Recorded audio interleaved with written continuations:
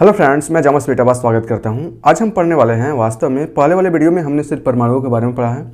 दूसरे वाले वीडियो में हमने परमाणु के आकार के बारे में पढ़ा, आईयूपीएससी क्या होते हैं, उसका परमाणु द्रव्यमान क्या होता है, 1 से लेकर 20 तक परमाणु द्रव्यमान। हमने ये भी देखा है कि परमाणु द्रव्यमान कैसे निकालते हैं। परमाणु क्रमांक की सहायता से परमाणु द्रव्यमान निकालना वास्तव में बहुत ही अच्छा था। सम विषम की सहायता से हम इसको प्राप्त कर पा रहे थे। पिछले वाले वीडियो अगर आपने देखा है तो बहुत अच्छी बात है, नहीं देखा है तो उसको आप देख लीजिए। उसके बाद से आप तीसरे नंबर वाले वीडियो पर आज पहुँचते हैं। पहले और दूसरे वाले वीडियो में हमने सिर्फ एटम के बारे में पढ़ा है, एटम क्या होते हैं, उसके खोज कैसे होती है, ये सब वगैरह वगैरह के बारे में हमने जो भी था वो पढ़ लिया है। आज जब हम बढ़ने वाले हैं, लेसन 3 है आज हमारा अध्याय 3 का आज तीसरा वीडियो है। और इस तीसरे वीडियो में आज हम जो पढ़ने वाले हैं वो मॉलिक्यूल्स यानी कि अणु के बारे में पढ़ने वाले हैं। अणु को हम लोग अच्छे से पढ़े, उससे पहले आपको परमाणु को मैं फिर से ले चलता हूँ परमाणु पर, यानी कि एटम्स पे।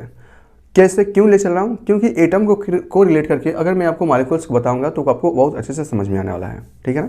इसलिए मैं आपको एटम पर लेकर चलता हूँ। परमाणु में हमने पढ़ा क्या था? परमाणु में हमने पढ़ा था कि वो किसी भी द्रव का वो सूक्ष्मतम कण होता है जिसे हम लोग और विभाजित नहीं किया जा सकता है जॉन डाल्टन के अनुसार। हालांकि जॉन डाल्टन का जो परमाणु सिद्धांत है वो आगे चलकर गलत होता है, तो अभी उसके बारे में चर्चा नहीं कर रहे हैं। अभी हम सिर्फ ये चर्चा कर रहे हैं परमाणु के बारे में। हमने क्या कहा था जॉन डाल्टन के अनुसार कि द्रव का वो सूक्ष्मतम कण होता है, यानी कि हम कहें तो परमाणु जो होते हैं वो छोटे छोटे कणों से मिलकर बने होते हैं। लेकिन अणु और परमाणु में भी अंतर होता है। और परमाणु क्या होते हैं? छोटे छोटे कणों से मिलकर बने होते हैं, ठीक है ना। लेकिन अणु जो होते हैं वो परमाणुओं से मिलकर बने होते हैं। हो सकता है एक तत्व के परमाणु से मिलकर बने हो, या हो सकता है भिन्न भिन्न तत्वों के परमाणु से मिलकर बना होता है। मैं इसको अभी लिखवाऊंगा पूरे अच्छे पर, मैं आपको यहाँ पर नोट्स दे दूंगा, लेकिन आपको अच्छे से समझ लेना है कि वास्तव में ये है क्या। परमाणु छोटे छोटे कणों से मिलकर बने होते हैं, जबकि अणु परमाणुओं से मिलकर बने होते हैं। हो सकता है कि जो अणु है वो एक तत्व से मिलकर बना हो सकता है भिन्न भिन्न तत्वों से मिलकर बना हो। अगर अणु एक तत्व से मिलकर बना होता है तो उस कंडीशन में वह तत्व की अणु कहलाता है। यदि भिन्न भिन्न तत्वों से मिलकर अणु बना है तो वह तत्व तो यौगिक का परमाणु कहलाता है, यौगिक का अणु कहलाता है, ठीक है ना। एक बार और देख लीजिए।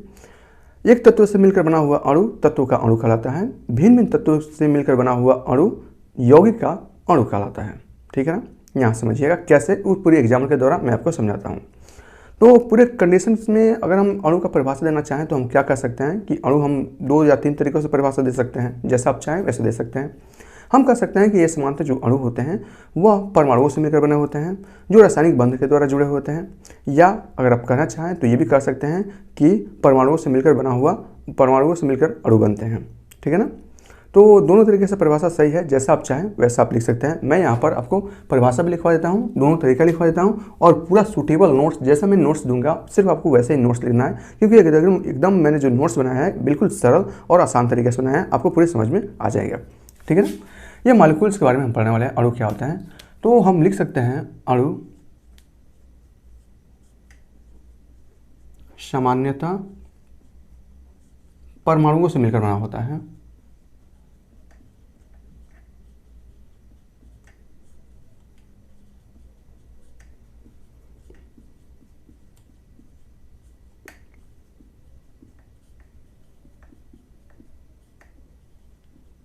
मिलकर बना होता है। ये तो सिर्फ अणु का परिभाषा है कि हाँ अणु कैसे मिलकर बनाता है, तो परमाणुओं से मिलकर बना होता है। अब इसके बाद हम जो बताने वाला है वो कॉन्सेप्ट के तौर पर मैं आपको बताने वाला हूँ। चाहे तो आप उसे नोट्स में लिखेंगे तो और आपके लिए बेहतर होगा, नहीं लिखेंगे तो आपके लिए बेहतर नहीं होगा, लेकिन समझना आपको बहुत ही जरूरी है, ठीक है ना। मैंने आपसे बोला है कि जो एक तत्व से मिलकर परमाणु भी बन सकते हैं, और भिन्न भिन्न तत्वों से मिलकर भी एक तत्व से मिलकर अगर अणु बनता है तो वह तत्व के अणु कहलाते हैं। भिन्न भिन्न तत्वों से मिलकर अगर अणु बनते हैं तो वास्तव में यौगिक के अणु कहलाते हैं। यह कैसे मैंने कहा अभी मैं इसको समझाने वाला हूँ, ठीक है ना। नोट्स में आपको सिर्फ यही लिखना है कि अणु समानतः परमाणुओं से मिलकर बना होता है। अगर अणु की परिभाषा आता है तो आप ऐसे लिख सकते हैं, जो रासायनिक अभिक्रिया द्वारा जुड़े रहते हैं। मैं ये भी लिख देता हूँ, जो रासायनिक बंध द्वारा जुड़े रहते हैं,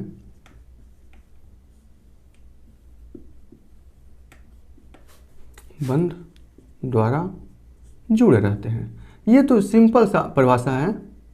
ये चाहें तो इसे आप बुक से भी देख सकते हैं, लेकिन मैं जो समझाने वाला हूँ अब सब मोर कॉन्सेप्ट के तौर पर मैं यहाँ पर कुछ लिखवा रहा हूँ और उसका एग्जाम्पल दूंगा, उसको आपको बस तैयारी करना है। ये तो कोई भी बता देगा, ठीक है ना। यहाँ पर सम एक्स्ट्रा कॉन्सेप्ट, ठीक है ना। मन करेगा तो आपको हेडिंग डाल के लिखना है, अगर नहीं डालते हैं तो कोई बात नहीं है, बस समझ में आना चाहिए कि वास्तव में ये लिखा क्या है, ठीक है ना। मैंने आपसे यही कहा है, क्या कहा है कि एक तत्व के परमाणुओं से मिलकर बना हुआ अणु तत्व का परमाणु कहलाता है। उसको मैं यहाँ पर समझाने वाला हूँ, ठीक है ना। तो मैं हेडिंग पहले यहाँ पर कर देता हूँ। एक तत्व या भिन्न भिन्न तत्वों के परमाणुओं से मिलकर बना हुआ अणु परमाणुओं से मिलकर एक तत्व या भिन्न भिन्न तत्वों के परमाणुओं से मिलकर अणु का निर्माण होता है। अणु का निर्माण होता है, ठीक है ना। मार्कर बदलना पड़ेगा, मैं मार्कर को बदल देता हूँ क्योंकि मार्कर थोड़ा डाउन होता है। तो बस ये हो गया ना। अब हम चलते हैं, एक तत्व के परमाणुओं से मिलकर जो अणु बनता है उसको हम लोग तत्व का अणु कहते हैं और उसका हम एग्जाम्पल ले रहे हैं, ठीक है ना।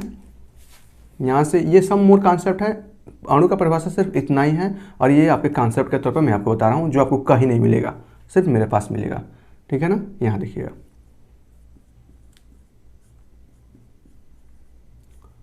एक तत्व के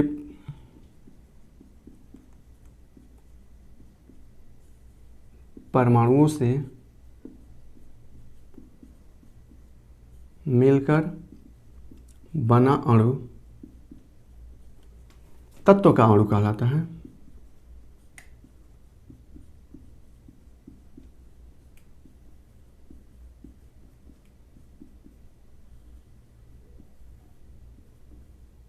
ठीक है ना। एग्जाम्पल यही तो है मेन, ये तो कोई लिखवा देगा, लेकिन एग्जाम्पल जो होता है, कॉन्सेप्ट जो होता है, वो बहुत कम टीचर से प्रोवाइड कराते हैं। मैं आपको यहाँ पर प्रोवाइड करा हूँ। मैंने यही कहा है, एक तत्व के परमाणु से मिलकर बना हुआ अणु तत्व का अणु कहलाता है। जैसे अगर आप देखिए, यहाँ देखिए, अगर आपके पास हाइड्रोजन है, अगर हाइड्रोजन के परमाणुओं से मिलकर बना हुआ है, हाइड्रोजन एक ही तत्व है ना, और एक ही तत्व के परमाणुओं से मिलकर क्या बना है, हाइड्रोजन के यहाँ पर अणु बन जाते हैं, ठीक है ना। इस कंडीशन में हाइड्रोजन के यहाँ पर अणु बन जाते हैं, ठीक है ना। एक ही तत्व के यहाँ पर परमाणु बना है, यहाँ और कोई तत्व नहीं है, सिर्फ हाइड्रोजन है, ठीक है ना। इसी प्रकार आप यहाँ देखेंगे, अगर आपके पास आयरन है Fe, और उसके पास अगर आपके पास आयरन है और आयरन के परमाणुओं से मिलकर यहाँ पर आयरन के यहाँ पर अणु बन जाते हैं, ठीक है ना। और कॉन्सेप्ट लेना चाहते हैं तो अब आप बहुत सारे कॉन्सेप्ट ले देते हैं। जैसे यहाँ पर देखिए, अगर कॉन्सेप्ट के तौर पर बात ही कर रहे हैं तो यहाँ पर अगर क्लोरीन है, क्लोरीन के साथ क्रिया करेगा, यानी क्लोरीन के एक परमाणु के साथ क्रिया करेंगे और क्रिया करने पर यहाँ क्लोरीन के आपका अणु बना देंगे, ठीक है ना। क्लोरीन का यहाँ पर अणु बनेगा, ठीक है ना। इसी प्रकार अगर आप चाहें तो सोडियम है, सोडियम के साथ क्रिया करेगा और क्रिया करने के बाद यहाँ से सोडियम का क्लोराइड, यानी कि सोडियम का यहाँ पर अणु बना देता है, ठीक है ना। इस प्रकार चाहें तो आप इसे आसानी से जांच कर सकते हैं। और है आपका, देखिए यहाँ पर, अगर मान लीजिए आपके पास सिर्फ ऑक्सीजन है, ठीक है ना, ये आपका क्या है, ऑक्सीजन है। ऑक्सीजन की अगर एक परमाणु से क्रिया करता है तो इस प्रकार यह ऑक्सीजन का द्विपरमाणु बना देता है और इसको हम लोग ऑक्सीजन का द्विपरमाणु कहते हैं और ये भी ऑक्सीजन का आपका अणु बन जाता है। ध्यान से देखिएगा, ऑक्सीजन जो होता है, ऑक्सीजन से अगर एक परमाणु से क्रिया करके यहाँ पर ऑक्सीजन का बहुपरमाणु बना देता है, बहु नहीं द्विपरमाणु बना देता है, ठीक है ना। इसको हम लोग ऑक्सीजन का द्विपरमाणु कहते हैं, ठीक है ना। इसको क्या बोलते हैं, ऑक्सीजन का द्विपरमाणु कहते हैं।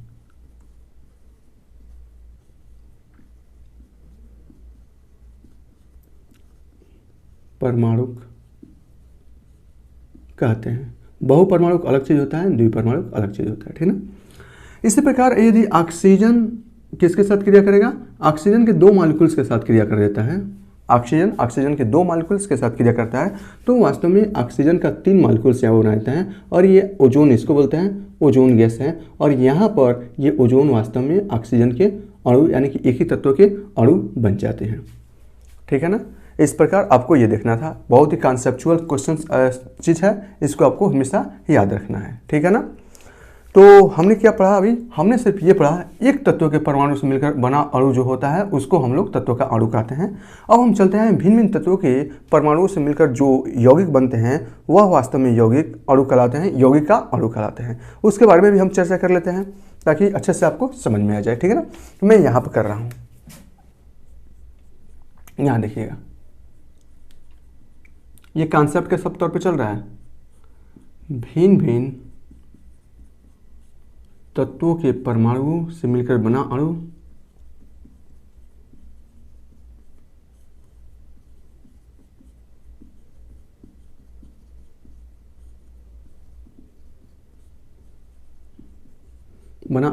यौगिक का अणु कहलाता है।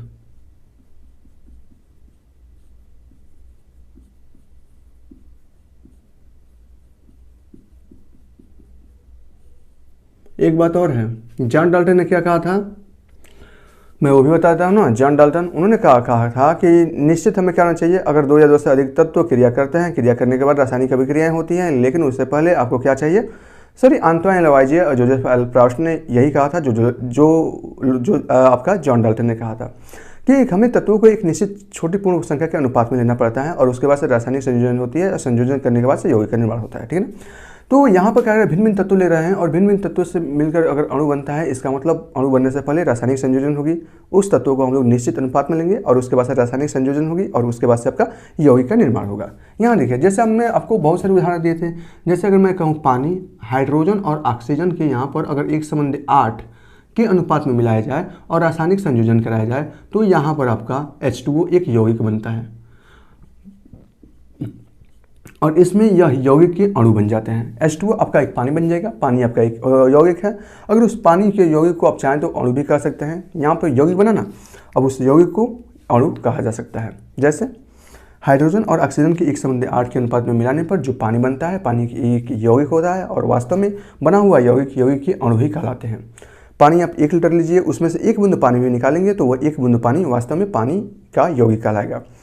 उसमें से 1 लीटर पानी में से आधा लीटर पानी निकाल लेंगे, पानी का यौगिक है पूरा 1 लीटर पानी। वास्तव में पानी तो बहुत बड़ा होता है ना, पानी का अणु का मतलब क्या होता है, पानी का एक छोटा सा भाग जिसे हम लोग टच कर सकते हैं, देख सकते हैं। जो आपका एटम होते हैं, परमाणु होते हैं, वो आपके स्वतंत्र नहीं होते हैं, लेकिन जो आपके अणु होते हैं, मॉलिक्यूल्स होते हैं, वो आपके स्वतंत्र हो सकते हैं। होने या ना होने का क्या मतलब है, अगर परमाणु स्वतंत्र नहीं होते हैं, इसका मतलब ये होता है कि हम परमाणु को नग्न आंखों से नहीं देख सकते, हम उसे उठा नहीं सकते हैं, हम उसे महसूस नहीं कर सकते हैं, लेकिन अणु आपके स्वतंत्र होते हैं। इसका मतलब हम अणु को ऐसे उठा सकते हैं, ये आपका क्या है, अणु है, परमाणु नहीं है। परमाणुओं से मिलकर बना हुआ है लेकिन है तो आपका अणु, क्योंकि हम इसे देख पा रहे हैं, हम इसे छू पा रहे हैं, टच कर पा रहे हैं, जैसे चाहें हम उसे इसका शेप दे भी सकते हैं। तो याद रखिएगा, जब भी बनेगा पानी, जो भी स्वतंत्र रूप में होते हैं, जिसे आप देख सकते हैं, छू सकते हैं, उठा सकते हैं, महसूस कर सकते हैं, तो वो सभी के सभी आपके अणु होंगे। पानी आपका अणु है, आयरन जो है आपका अणु है, लोहा अणु है, उसे भी हम उठा सकते हैं, ठीक है ना। और जो भी आपका मार्कर है अणु है, ये सब के सब हाथ, मतलब जो भी चीज़ें हैं जिसे आप छू सकते हो, टच कर सकते हो, वो सभी के सभी आपके अणु होते हैं, ठीक है ना। तो ये अणु है। इसमें हमने कुछ और एग्जाम्पल लिया था, जैसे हमने कहा था नाइट्रोजन और हाइड्रोजन के मिश्रण से यहाँ पर क्या बनता है, NH3 बनता है, ठीक है ना। और इसका मैंने अनुपात बताया था, कितना अनुपात होना चाहिए, 14.3 के अनुपात में लिया जाए तो यहाँ से जो बनेगा वो आपका एक यौगिक होगा और यह यौगिक वास्तव में यौगिक के अणु कहलाएंगे, ठीक है ना। ये आपका क्या हो जाएगा, एक यौगिक बन जाएगा। अच्छा, पिछले वाला वीडियो आपको याद है या नहीं याद है, मैं नहीं जानता हूँ, लेकिन यहाँ पर मैं कुछ क्वेश्चंस पूछ रहा हूँ। यहाँ रासायनिक संयोजन बनने के बाद यहाँ से बना है अमोनिया, तो क्या अमोनिया में आपको ये बताना है इसमें नाइट्रोजन के गुण उपस्थित होंगे, इसमें क्या हाइड्रोजन के गुण उपस्थित होंगे। यदि आप जानते हैं तो आपको इसको कमेंट करके बताना है, नहीं जानते हैं तो दिक्कत है, थोड़ा सा पिछले वाला वीडियो को आपको देखना है, ठीक है ना। इसी प्रकार मैंने और कुछ बताया था, जैसे आपको carbon dioxide CO2, carbon dioxide मैंने आपसे बताया था 12 और 32 के रेशियो में अगर कार्बन और ऑक्सीजन का अनुपात मिलाया जाए और रासायनिक अभिक्रिया कराया जाए तो यहाँ से कार्बन डाइऑक्साइड बनता है। 12 और 32 को आप चाहें तो 4 से काटेंगे तो 4 3 12 6 8 32 3/8 के अनुपात में अगर कार्बन और ऑक्सीजन का मिश्रण लिया जाए तो उस कंडीशन में जो बनता है आपका CO2 यानी कि कार्बन डाइऑक्साइड बनता है। तो ये था जो समझने वाली चीज़ मैंने आपको यहाँ पर बताया है। तो आज हमने पढ़ा क्या, आज हमने पढ़ा है अणुओं के बारे में पढ़ा है। अणु वास्तव में होते क्या हैं, एक तत्व के परमाणु से मिलकर बने हुए अणु को क्या कहते हैं, तो तत्वों के अणु कहलाते हैं। भिन्न भिन्न तत्वों के परमाणु से मिलकर बने हुए अणु को यौगिक का अणु कहलाता है। 2 चीज़ों के बारे में मैंने पढ़ा है ना। अब हम जो पढ़ने वाले हैं वो चलिए हम थोड़ा सा और आगे की चर्चा करने वाले हैं। आगे का चर्चा का मतलब ये है, ये जो H2O है इसका सूत्र H2O ही क्यों है, पानी का जो रासायनिक सूत्र है वो H2O ही क्यों है, इसके बारे में हम ये चर्चा करने वाले हैं। बहुत अच्छे से चर्चा करने वाले ना। आखिर किस आधार पर इसको H2O बनाया गया है, किस आधार पर इसको NH3 बनाया गया है, किस आधार पर इसको कार्बन मोनोऑक्साइड को CO2 ही क्यों लिया गया है, इसके बारे में हम थोड़ी सी चर्चा करने वाले हैं। तो मैं इसे मिटा देता हूँ ना, क्योंकि अभी इसका ज़रूरत नहीं है।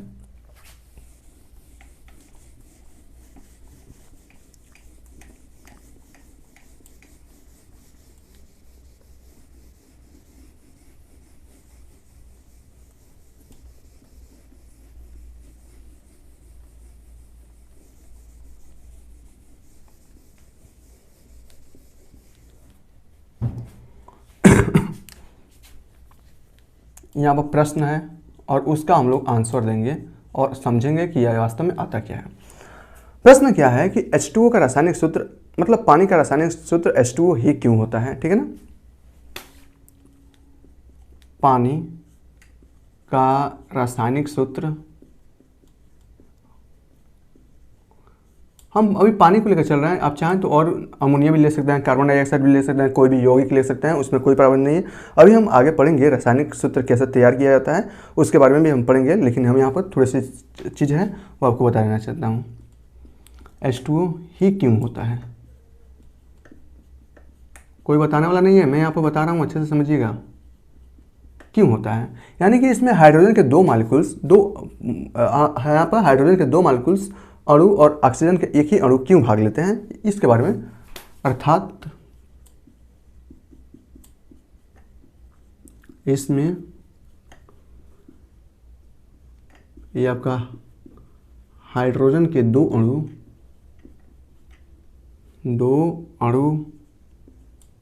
व ऑक्सीजन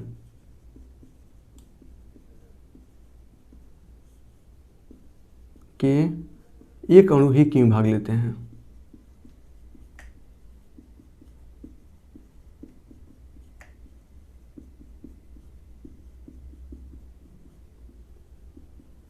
ये क्वेश्चंस आप अपने टीचर से भी पूछ सकते हैं और कर सकते हैं, हालांकि मैं इसको यहाँ पर बताने वाला हूँ। और आंसर में आप क्या लिखेंगे, देखिए यहाँ पर सबसे पहले इसको पढ़ने के बाद हम ये देखते हैं कि हाइड्रोजन और ऑक्सीजन को किस अनुपात, यानी कि उसका द्रव्यमान अनुपात क्या होता है। हाइड्रोजन और ऑक्सीजन को किस अनुपात में रासायनिक संयोजन कराने से आपका पानी बनता है। तो ये तो मैंने आपको बताया कि हाइड्रोजन और ऑक्सीजन को 1:8 के अनुपात में अगर रासायनिक संयोजन कराया जाए तो वह आपका क्या बनते हैं, आपका पानी बनता है, ठीक है ना। इतना आपको मालूम है ना। तो यहाँ देखिए, यहाँ पर मैं तत्व लिख रहा हूँ, ये तत्व हो जाएगा। कौन कौन से तत्व है आपके, हाइड्रोजन है और आपकी ऑक्सीजन है, और इसी के संयोग से आपका क्या बनता है, पानी बनता है, ठीक है ना। इतना मालूम है। इनका द्रव्यमान अनुपात लिख रहा हूँ मैं, ठीक है ना। द्रव्यमान अनुपात, द्रव्यमान अनुपात का यह मतलब होता है किस अनुपात में अगर हम इसको मिलाते हैं तो आपका पानी बनता है। तो हमें मालूम है कि हाइड्रोजन को 1 ऑक्सीजन को 8 के अनुपात में मिलाने पर आपका क्या बनता है, द्रव्यमान अनुपात बनता है। इनका परमाणु द्रव्यमान भी हम थोड़ा सा देख लेते हैं कि इन दोनों का परमाणु द्रव्यमान क्या होता है, ठीक है ना। परमाणु द्रव्यमान, इन तत्वों का परमाणु द्रव्यमान होता है आपका 1, और ऑक्सीजन का जो परमाणु द्रव्यमान होता है वो आपका होता है 16। श्योर है ना, बिल्कुल होता है ना, ठीक है। हम क्या कर रहे हैं, द्रव्यमान अनुपात को परमाणु द्रव्यमान से भाग दे रहे हैं, ठीक है ना। द्रव्यमान अनुपात को किससे भाग दे रहे हैं, परमाणु द्रव्यमान से भाग दे रहे हैं, परमाणु द्रव्यमान से भाग दे रहे हैं। और भाग देने के बाद, ठीक है ना, भाग देने पर बाद यहाँ पर क्या आएगा, आपका सरलतम अनुपात आ जाएगा। सरलतम यानी कि भाग देने के बाद क्या सरल हो रहा है, सरलतम अनुपात यहाँ देखने को मिलता है, ठीक है ना। तो यहाँ से आपके कितने खाने बन जाएंगे, यहाँ देखिए, ये आपका एक खाना आपको बनाना है, यह आपका दूसरा खाना बनाना है, यह आपका तीसरा खाना बनेगा, यह आपका चौथा खाना बनेगा, और ये आपका 5वां खाना बनेगा, ठीक है ना। इसको अच्छे से समझ लीजिए, एक बार समझ लेंगे तो कोई दिक्कत नहीं है, ठीक है ना। ये ठीक है, ओके। यहाँ से अगर देखा जाए तो इसको भी मैं अच्छे से कर देता हूँ। ये देखिए, ठीक है ना। अब चलिए हम इसको सॉल्व करते हैं। सॉरी, यहाँ पर थोड़ा सा हम परमाणु द्रव्यमान, यार ये तो भर ही गया ना, ठीक ना। ऊपर है परमाणु अनुपात द्रव्यमान, जो अनुपात था ये आपका है द्रव्यमान अनुपात। द्रव्यमान अनुपात में हम किससे भाग दे रहे हैं? परमाणु द्रव्यमान से भाग दे रहे हैं, ठीक है ना। तो ये आपको थोड़ा सा देख लीजिएगा, ठीक है ना। अब यहाँ देखिए, मैंने आपसे क्या कहा कि जो पानी होते हैं, पानी का जो पानी किससे बना होता है? हाइड्रोजन और ऑक्सीजन से मिलकर बना होता है। इसका जो रासायनिक जो सूत्र होता है H2O ही क्यों होता है, ठीक है ना। और कुछ भी हो सकता है, H3O भी हो सकता है, H4O भी हो सकता है, लेकिन H2O ही क्यों हो सकता है? ये भी मालूम है कि जो आपका वाटर, हमें मालूम है, क्या मालूम है, जो आपका हाइड्रोजन और ऑक्सीजन का जो अनुपात होता है 1:8 के अनुपात में लेने से ही आपका पानी बनता है। तो इन दोनों का मैंने द्रव्यमान अनुपात यहाँ पे ले लिया है। दूसरी बात, हमने इनका परमाणु द्रव्यमान लिया है। हम जानते हैं हाइड्रोजन का जो परमाणु द्रव्यमान होता है वो 1 होता है, ऑक्सीजन का परमाणु द्रव्यमान आपका 16 होता है। मैंने यहाँ पर ले लिया है, ठीक है ना। अब मैंने क्या किया, द्रव्यमान अनुपात में से परमाणु द्रव्यमान को भाग दे दिया है। द्रव्यमान अनुपात हाइड्रोजन का कितना है? 1, और परमाणु द्रव्यमान कितना है? 1। क्या आ जाएगा आपका? 1 आ जाएगा, ठीक है ना। यहाँ देखिए, ऑक्सीजन का परमाणु द्रव्यमान कितना है? 8 है, और इसमें परमाणु द्रव्यमान कितना है? इसका द्रव्यमान अनुपात 8 है, परमाणु द्रव्यमान आपका 16 है। जब इसमें भाग दिया जाएगा तो यह आ जाएगा 1/2, ठीक है ना। इसका मतलब जब इसका सरलतम अनुपात करेंगे, इसका मतलब क्या होगा? 1/1, ये आ जाएगा आपका 1, और ये आ जाएगा आपका भागे 1/2, ये आ जाएगा। और ऊपर से आपका हो जाएगा वास्तव में 1/1/2 आ जाएगा, और यहाँ से हो जाएगा 2, और यहाँ से हो जाएगा आपका 1, ठीक है ना। ये 2 ऊपर चला जाएगा और नीचे आ जाएगा आपका 1। जब इसमें से भाग देंगे हम, द्रव्यमान अनुपात में से परमाणु द्रव्यमान को भाग देंगे, तो यानी कि हम कह सकते हैं 1/2 इक्वल टू हो जाएगा 2/1। अब यहाँ देखिए, 2 क्या है आपका? हाइड्रोजन के परमाणु हैं, 1 है आपका क्या? ऑक्सीजन के परमाणु हैं। तो हाइड्रोजन, इस प्रकार हाइड्रोजन के यहाँ पर 2 परमाणु मिल रहे हैं और ऑक्सीजन के यहाँ पर 1 परमाणु मिल रहे हैं, और दोनों के मिलने से आपका क्या बन रहा है? जल के यौगिक बन रहे हैं। जल की अणु भी बन सकते हैं, ठीक है। जल के अणु मिल रहे हैं, यहाँ पर बन रहे हैं, और जल के अणु है क्या आपका? यौगिक तो है ना। तो इस प्रकार जल की संरचना में आपके हाइड्रोजन के 2 परमाणु और ऑक्सीजन के 1 परमाणु संयुक्त होकर आपका पानी का निर्माण करते हैं। चाहे वो पानी आपका कहीं का भी हो, यहाँ का हो, किसी और देश का हो, किसी और जगह का है, हमें से कोई मतलब नहीं है। तो आपने अभी क्या समझा है? आपने इस केस में समझा है अणु क्या होते हैं। पानी की संरचना में हाइड्रोजन और ऑक्सीजन का जो अणु का मॉलिक्यूल्स होता है, कितने मॉलिक्यूल्स भाग लेते हैं। तो इन 2 हमने ये पढ़ा है, ठीक है ना। पानी वाला पढ़ा है कि H2O के निर्माण में हाइड्रोजन के 2 मॉलिक्यूल्स और ऑक्सीजन के 1 मॉलिक्यूल्स किस प्रकार यहाँ पे इन्वॉल्व होते हैं। तो ये आपका नोट्स था, ये आपको नोट्स ऐसे ही बनाना है। तीसरा जो हम पढ़ने वाले हैं, तीसरा बहुत ही इंपॉर्टेंट है, और तीसरा आपका कुछ अच्छा है। चलिए हम इस तीसरे वाला को भी थोड़ा सा देख लेते हैं, तीसरा हमें क्या पढ़ाना है। तीसरा आयन के बारे में हम पढ़ने वाले हैं। वास्तव में ये आयन होते क्या हैं, ठीक है ना। तो आयन मैं यहाँ पर लग रहा हूँ ना, यहाँ से देखते हैं आयन। ये वास्तव में आयन क्या होते हैं, बहुत ही अच्छी बात है। देखिए, हम थोड़ी सी बात करते हैं कि वास्तव में आयन होते क्या हैं। देखिए, आयन पढ़ने से पहले हमें यौगिक के बारे में पढ़ना पड़ेगा कि वास्तव में यौगिक बनते कैसे हैं। आपको मालूम है, धातु और अधातु जब संजोग करके रासायनिक अभिक्रियाएं होती हैं तो आपके यौगिक का निर्माण होते हैं, ठीक है ना। और जो ये यौगिक होते हैं वो आवेशित कणों से मिलकर बने होते हैं, और इन्हीं आवेशित कणों को हम लोग आयन कहते हैं। आयन भी आपके 2 प्रकार के होते हैं। हो सकता है एक आयन आपका धनायन होता है और एक आपका ऋणायन होता है, यानी कि धन आवेश वाले जो धातु होंगे उनको धनायन, और ऋण आवेश वाला जो धातु होते हैं उसको ऋणायन कहा जाता है, ठीक है ना। धातु भी आपके 2 प्रकार के हो गए ना, एक धनायन धातु जो कि धन आवेशित चार्ज को रखता है, और एक ऋणायन धातु जो ऋण आवेशित चार्ज को रखता है। तो अगर मैं यहाँ पर आयन की परिभाषा लिखूँ तो मैं कुछ इस प्रकार लिख सकता हूँ आयन की परिभाषा। तो आयन होते क्या है?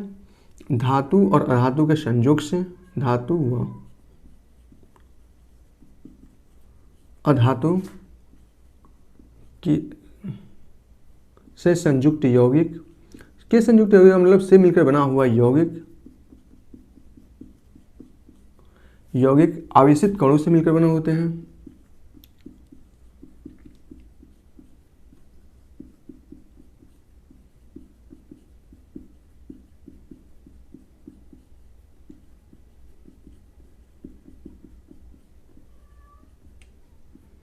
जिसे हम लोग आयन कहते हैं।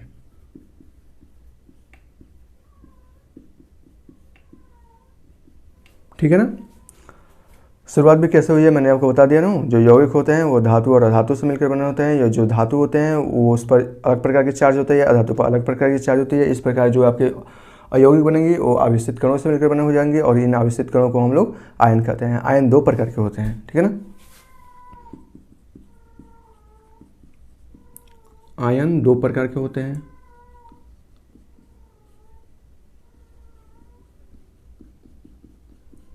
ये दो प्रकार के आयन कौन कौन से होते हैं?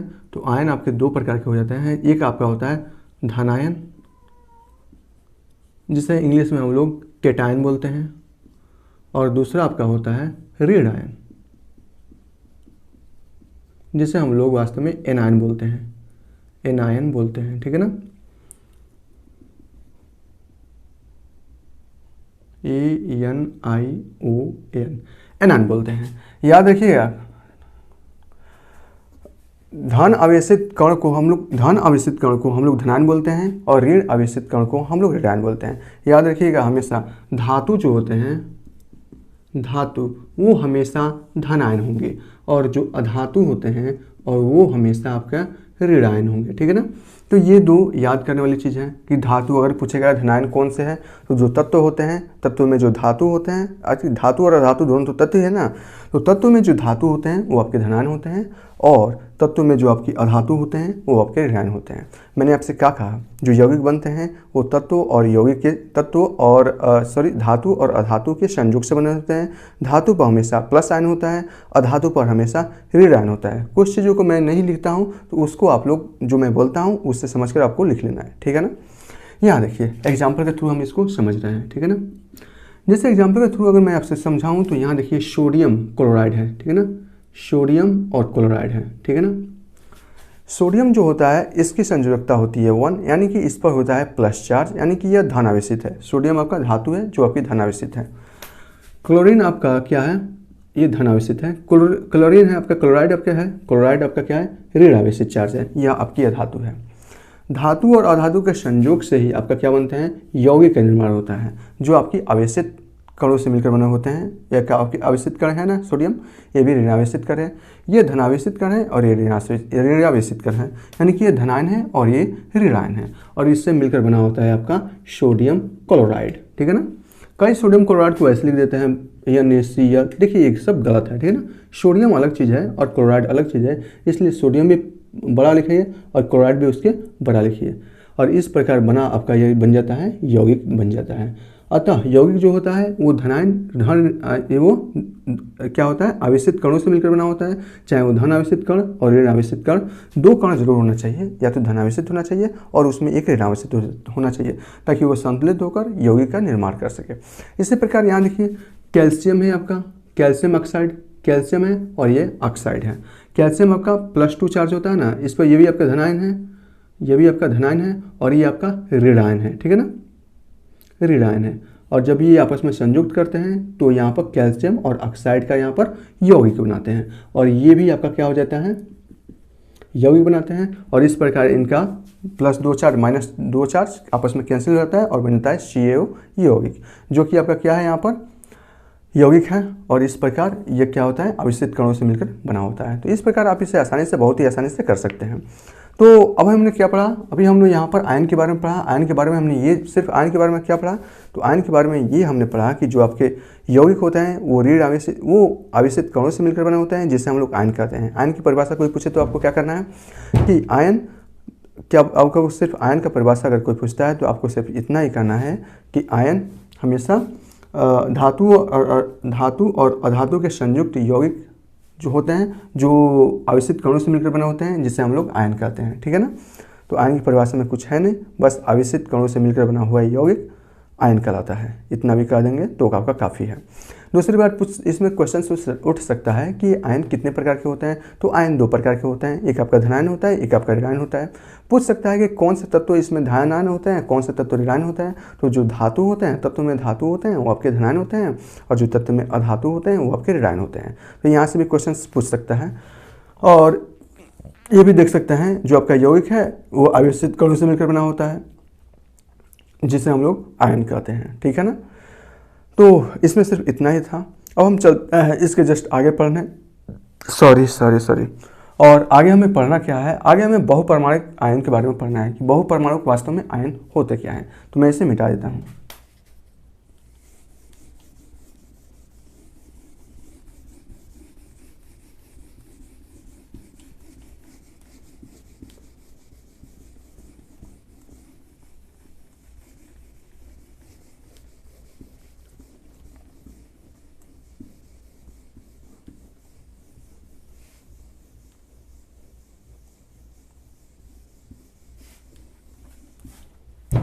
तीसरा हम क्या पढ़ने वाले हैं, यहाँ देखिए, तीसरा हम पढ़ने वाले हैं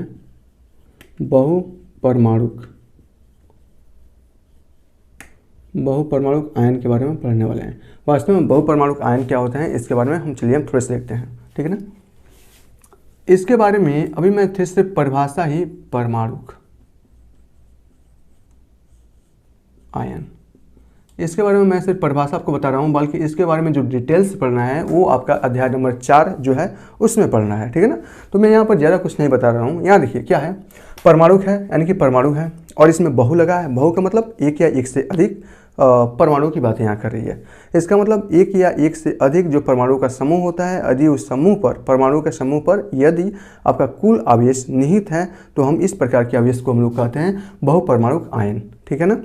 आप परिभाषा क्या देख सकते हैं, बहु का मतलब होता है एक या एक से अधिक ज़्यादा, परमाणु का मतलब होता है परमाणु, यानी कि ये किस प्रकार के आयन है, तो यह वास्तव में है एक या एक से अधिक परमाणु का समूह जिस पर नेट आवेश विद्यमान रहता है, बहुपरमाणुक आयन कहलाता है। बस परिभाषा देख लीजिए, बाकी इसको अध्याय 4 में अच्छे से पढ़ना है, ठीक है ना।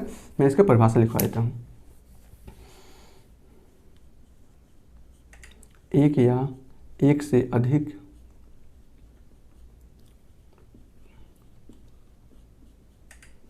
परमाणुओं का समूह, एक या एक से अधिक क्यों लिखते हैं, क्योंकि यहाँ पर बहु लगा है, ठीक है ना। बहु का मतलब होता है एक या एक से अधिक, किसकी बात हो रहा है, परमाणु की बात हो रहा है, तो परमाणु, एक या एक से अधिक परमाणुओं का समूह,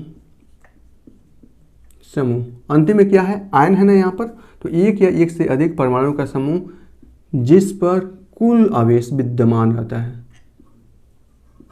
कुल आवेश क्या रहता है, विद्यमान रहता है।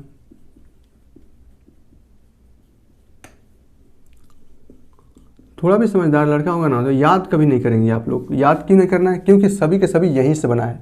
बहु का मतलब एक या एक से अधिक, परमाणु है तो परमाणु का समूह, इसका मतलब आयन है जिसका कुल आवेश, जिस पर कुल आवेश यानी कि आयन निहित रहता है, विद्यमान रहता है, बहुपरमाणुक आयन कहलाता है।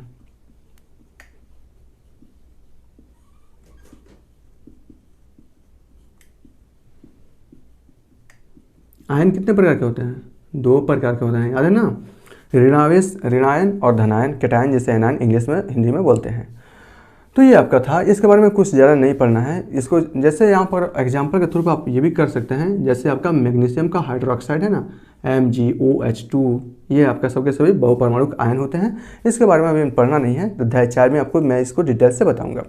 अभी हम फिलहाल चलते हैं थोड़ा सा रासायनिक सूत्र के बारे में बात करने कि वास्तव में रासायनिक सूत्र क्या होता है, और ये आपका लास्ट चैप्टर है, लास्ट टॉपिक है, क्या, रासायनिक सूत्र। यानी कि अगर किसी भी प्रकार की यौगिक है तो उस यौगिक का रासायनिक सूत्र कैसे तैयार किया जाता है, कैसे लिखा जाता है, इसके बारे में हम लोग चर्चा करने वाले हैं, ठीक है ना। यहाँ देखिए रासायनिक सूत्र, केमिकल फार्मूला, ठीक है ना। तो रासायनिक सूत्र तैयार किया कैसे जा सकता है, जैसे आपका मैंने कहा ना, जैसे आपका पानी है वो भी आपका यौगिक है, तो उसका रासायनिक सूत्र तैयार करना हो तो कैसे आप लोग करेंगे, तो इसमें जो अहम भूमिका निभाता है वो आपका है संयोजकता। ये संयोजकता होता क्या है, बाहरी कक्ष में इलेक्ट्रॉनों की संख्या संयोजकता कहलाता है। अब ये बाहरी कक्ष क्या होता है, इलेक्ट्रॉन क्या होता है, इसके बारे में हम कह रहे हैं ना, अध्याय 4 में पढ़ने वाले हैं, तो मैं वहाँ पर इसको बताऊँगा। लेकिन बस इतना, अगर आपसे कोई पूछता है कि अगर आपको रासायनिक सूत्र निकालना है तो उसमें अहम भूमिका किसकी होती है, तो आपको सिर्फ इतना कहना है कि रासायनिक सूत्र निकालने में जो अहम भूमिका निभाता है वो तत्वों का संयोजकता निकालता है। हमें किस तत्व का रासायनिक अभिक्रिया निकालना है, रासायनिक सूत्र निकालना है, ये आपको चाहिए। मान लीजिए जैसे पानी है, यहाँ पर देखिए यहाँ पर जैसे आपके पास मान लीजिए पानी है, तो पानी में हम जानते हैं इसमें हाइड्रोजन भाग लेता है और उसमें ऑक्सीजन भाग लेता है। अभी मैं ये बात नहीं कर रहा हूँ कि किस रेशियो में बात ले रहा है, रेशियो की बात नहीं कर रहे हैं, हमें मालूम है कि वो 1:8 की रेशियो में रासायनिक अभिक्रिया करेगा, तो यहाँ पर यौगिक पानी का निर्माण होता है, पानी के अणु का निर्माण होता है। लेकिन अभी उसके बारे में बात नहीं कर रहे हैं, ठीक है ना।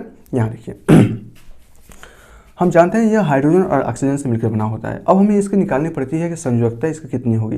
तो सबसे पहले तो आप याद कर लीजिए, क्योंकि निकालने का तरीका इसका भी है।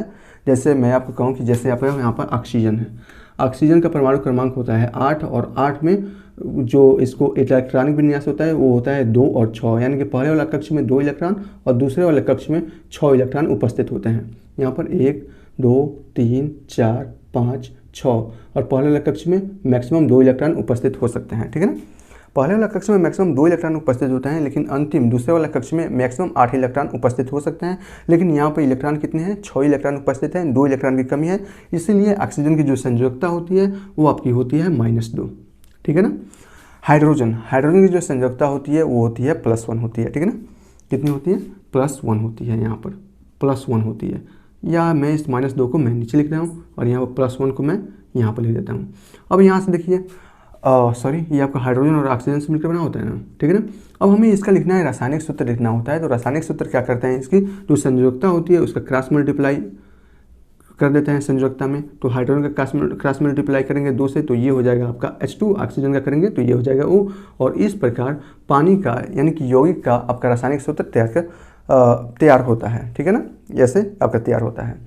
तो ये कुछ खास थी जो मैं आपको बताना चाहता हूँ। जैसे और भी चीज़ है ना, हम उसको भी कर लेते हैं। जैसे आपका कैल्शियम ऑक्साइड है, तो कैल्शियम ऑक्साइड हम जानते हैं कैल्शियम और ऑक्सीजन से मिलकर आपका कैल्शियम ऑक्साइड बनता है। ऑक्सीजन की संयोजकता, कैल्शियम की संयोजकता कितनी होती है, इसकी होती है +2, 2 8 8 2 18, इसकी संयोजकता होती है +2 होती है, +2 होती है। ऑक्सीजन की संयोजकता होती है -2। दोनों का संयोजकता का क्रॉस मल्टीप्लाई अगर इसके अवयव के साथ करा दिया जाए, एलिमेंट के साथ करा दिया जाए, तो Ca के साथ आ जाएगा 2 और ऑक्सीजन के आज पास आ जाएगा O2। इस प्रकार कैल्शियम ऑक्साइड का सूत्र ये होता है। अब आप चाहें तो ऐसे भी लिख सकते हैं, या चाहें तो आप इसे 2CaO ऐसे भी लिख सकते हैं। तो इस प्रकार रासायनिक सूत्र को तैयार किया जाता है, इसमें कोई भी आपको प्रॉब्लम नहीं होगी। जैसे आपका एल्युमिनियम का अगर ऑक्साइड बनाना चाहें तो एल्युमिनियम का ऑक्साइड भी आप बना सकते हैं। देखिए यहाँ पर ये आपका ये हो जाएगा, ये आपका ये हो जाएगा, और अब मैं एल्युमिनियम का ऑक्साइड बना रहा हूँ। एल्युमिनियम का मतलब एल्युमिनियम ऑक्साइड यानी कि Al, और ऑक्साइड का होता है आपका O, ऑक्सीजन होता है। एल्युमिनियम और ऑक्सीजन के संयोजन करने से एल्युमिनियम का ऑक्साइड बनता है, ठीक है ना। यहाँ देखिए एल्युमिनियम का जो होता है आपका संयोजकता होती है वो होती है +3। संयोजकता निकालने की विधि है, मैं आपको बता दूंगा, उसमें आपको घबराने की बात नहीं है। +3 कैसे होती है, यहाँ देखिए एल्युमिनियम जो होता है उसका परमाणु क्रमांक होता है 13 और इसका इलेक्ट्रॉनिक विन्यास होता है 2 8 3 करके होता है, ठीक है ना। पहली कक्ष, यहाँ पर कितने कक्ष बनेंगे, 3 कक्ष बनेंगे। पहले कक्ष में 2 इलेक्ट्रॉन, मैक्सिमम 2 इलेक्ट्रॉन रहते हैं। दूसरे कक्ष में मैक्सिमम कितने इलेक्ट्रॉन हो सकते हैं, यहाँ पर 8 इलेक्ट्रॉन हो सकते हैं। तो पहला कक्ष में 2 इलेक्ट्रॉन, ये तो भर गए। दूसरे कक्ष में 8 इलेक्ट्रॉन, जो यहाँ से 2 3 4 5 6 7 8 भर गए। तीसरे कक्ष में 8 इलेक्ट्रॉन हो सकते हैं, ठीक है ना। और यहाँ से कितने इलेक्ट्रॉन हैं, 3 इलेक्ट्रॉन अधिक हैं, यानी कि इसमें 3 इलेक्ट्रॉन ज़्यादा हैं, ठीक है ना। 2 8 8 18 और 2 होता है ना, तो 2 8 10, और यहाँ पर कितने इलेक्ट्रॉन अधिक हैं, 3 इलेक्ट्रॉन अधिक हैं। तो उस 3 इलेक्ट्रॉन को ये निकालेगा। तो एल्युमिनियम की जो 3 इलेक्ट्रॉन पॉजिटिव हैं और ऑक्सीजन का इलेक्ट्रॉनिक विन्यास होता है -2। बस आपको क्या करना है, इनका संयोजकता का क्रॉस मल्टीप्लाई इनके तत्वों के साथ कर देना है। तो ये बन जाएगा आपका Al2, माइनस वाला साइन को नहीं लिखा जाता है, नहीं प्लस वाला साइन को लिखा जाता है, और ये बन जाएगा आपका O3। इस प्रकार एल्युमिनियम का आप ऑक्साइड बना सकते हैं। तो ये बहुत ही आसान होता है हमें किसी भी तत्व का रासायनिक सूत्र को लिखना। तो सबसे पहले उसके रासायनिक सूत्र को लिखा कैसे जाता है आपको मालूम चल गया। सबसे पहले तत्वों को लिखते हैं और उसके बाद से उस तत्वों के नीचे उसकी संयोजकता को लिखते हैं। संयोजकता लिखने के बाद उनकी संयोजकताओं का क्रॉस मल्टीप्लिकेशन उनके तत्वों के साथ कराते हैं, और इस प्रकार जो तैयार होता है, क्यों कराते हैं, संतुलित करने के लिए कराते हैं। किसका क्या चीज़ संतुलित करने के लिए, उनकी आयनों को संतुलित करने के लिए कराते हैं, ठीक है ना। और इस प्रकार से उनके हमें यहाँ पर क्या प्राप्त हो जाता है, उनका रासायनिक सूत्र प्राप्त हो जाता है। जैसे अगर आपके पास अमोनिया को लिखना है, यहाँ देखिए यहाँ से लिख लीजिए। अगर आपके पास अमोनिया है तो हम जानते हैं अमोनिया जो बनता है ON और H से मिलकर बना होता है, ठीक है ना। नाइट्रोजन का परमाणु क्रमांक होता है 7 और 2 और 5, यानी कि 3 इलेक्ट्रॉनों की कमी होती है। तो ये आपका हो जाता है, नाइट्रोजन की संयोजकता होती है -3 होती है, और हाइड्रोजन की संयोजकता होती है वो आपकी +1 होती है, ठीक है ना। और इस प्रकार इनके तत्वों के नीचे हम इनके संयोजकताओं को लिख देते हैं, और लिखने के बाद इनके संयोजकताओं का क्रॉस मल्टीप्लिकेशन इनके तत्वों के साथ करा देते हैं। तो यहाँ से N का गुणा 1 के साथ होगा तो ये हो जाएगा N, और H का गुणा अगर 3 के साथ होगा तो ये हो जाएगा NH3, और इस प्रकार यहाँ से आपका अमोनिया बनता है, ठीक है ना, अमोनिया का निर्माण होता है। तो आप ये देख सकते हैं कि रासायनिक सूत्र लिखना कितना ही आसान होता है, बहुत आसान होता है, इसमें कुछ भी खास नहीं है, कोई भी यौगिक हो उसका रासायनिक सूत्र आप लिख सकते हैं, ठीक है ना। और कुछ है तो मैं आपको और भी करा दूँ क्या, जैसे आपका हाइड्रोक्लोरिक एसिड होता है ना, हाइड्रोजन क्लोराइड या हाइड्रोक्लोरिक एसिड दोनों का मान एक ही होता है, उसको भी मैं यहाँ पर करा देता हूँ ताकि आपको अच्छे से समझ में आ जाए, ठीक है ना। यहाँ देखिए हाइड्रोजन और क्लोराइड किससे मिलकर बना होता है, हाइड्रोजन और क्लोराइड से मिलकर बना होता है, हाइड्रोजन और क्लोराइड से मिलकर बना होता है। हाइड्रोजन के नीचे उसके संयोजकता लिखिए कितना होता है +1, क्लोराइड के नीचे उसकी संयोजकता लिखिए कितना होता है -1। हाइड्रोजन अब इसका संयोजकताओं का क्रॉस मल्टीप्लिकेशन आप इसके तत्वों के साथ करा दीजिए, H का 1 से गुणा होगा, HCl का 1 से गुणा होगा, HCl बन जाएगा। इस प्रकार हाइड्रोजन क्लोराइड आपका यह तैयार हो जाएगा और इसका रासायनिक सूत्र क्या होगा, हाइड्रोजन क्लोराइड होगा। तो आपने यहाँ पर देखा है कि कैसे किस प्रकार से और कितनी ही आसानी तरीके से हम इसका कर सकते हैं, लिख सकते हैं। तो इसमें कुछ कंडीशंस हैं, चलिए हम उस कंडीशंस को भी फॉलो करते हैं। मैं इसे मिटा देता हूँ, ये आपने समझ गए होंगे, आपको ये नोट्स के तौर पर, उदाहरण के तौर पर आपको ये ऐसा करना है, बाकी इसमें जो चीज़ें हैं वो मैं लिखवा देता हूँ।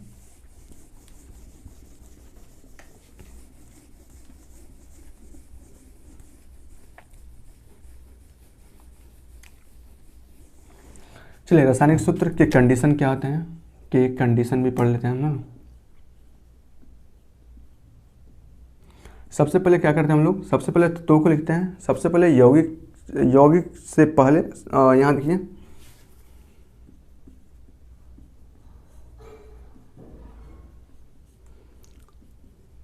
तत्वों को अलग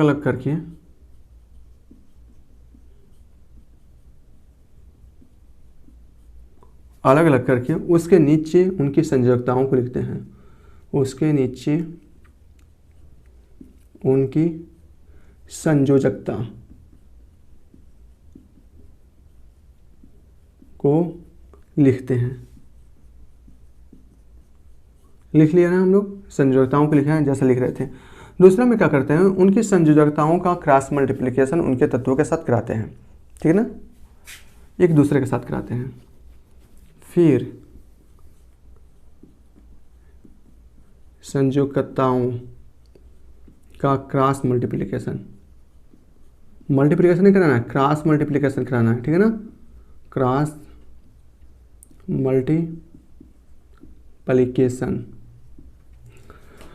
कराते हैं, जिससे यौगिक का रासायनिक सूत्र प्राप्त हो जाता है।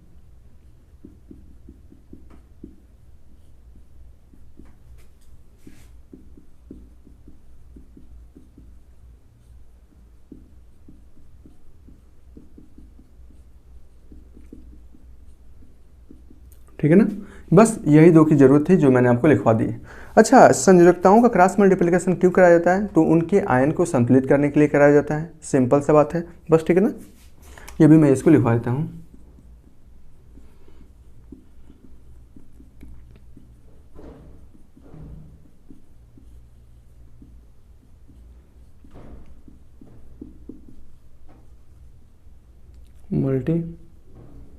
मल्टीप्लिकेशन उनके आयनों को संतुलित करने के लिए की जाती है।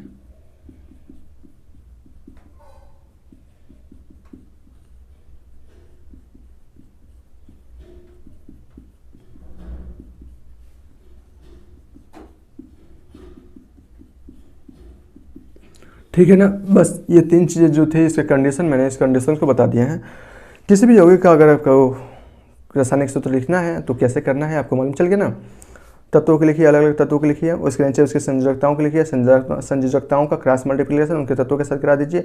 इस प्रकार जो भी आपका आएगा उस यौगिक का रासायनिक सूत्र प्राप्त हो जाएगा, ठीक है ना। बस आपको इसमें इतना ही करना था। तो आज के टॉपिक में हमने 4 चीज़ों को पढ़ा है। आपका अणु पढ़ा है, परमाणु का जो संरचना होता है पानी का वो कैसे बनता है, बहुपरमाणु आयन क्या होता है इसके बारे में चैप्टर 4 में पूरी डिटेल से चर्चा करना है। रासायनिक गुणधर्म क्या होता है इसके बारे में भी हमने यहाँ पर अच्छे से पढ़ लिया है। और जितना भी अभी एग्जाम्पल दिया था उस सभी एग्जाम्पल को आपको फेयर में वैसे ही करना है, ठीक है ना। इस प्रकार आप पूरे क्वेश्चंस को अच्छे से कर पाएंगे। इसका जितना भी क्वेश्चंस है इस अध्याय में, उस क्वेश्चंस को मैं नहीं कराऊँ, उस क्वेश्चंस को एक वीडियो में बाद में मैं पूरी अच्छे से करा दूंगा, ठीक है ना। तो मुझे लगता है कि यहाँ आपको कोई परेशानी नहीं होगी।